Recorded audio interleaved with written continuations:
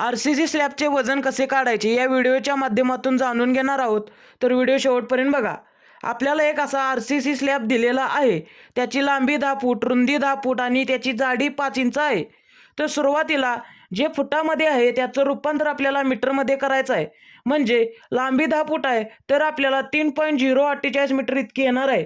रुंदी 10 फूट आहे तर ती पण 3.048 इतकी येणार आहे. आणि जाडी 5 इंच आहे ती 0.127 मीटर इतकी येणार आहे. तर इथे आपल्याला एक सूत्र अप्लाय करायचं आहे, लांबी गुणिले रुंदी गुणिले उंची. तर आपल्याला लांबी घ्यायची आहे 3.048, रुंदी घ्यायची आहे 3.048, उंची घ्यायची आहे 0.127. तर आपल्याला याचं उत्तर मिळणार आहे 1.17 घनफूट इतकं उत्तर आपल्याला मिळणार आहे. तर आपल्याला याच्या पुढे RCC डेन्सिटी ठरवायची आहे, ती 2400 ते 2500 इतकी असते.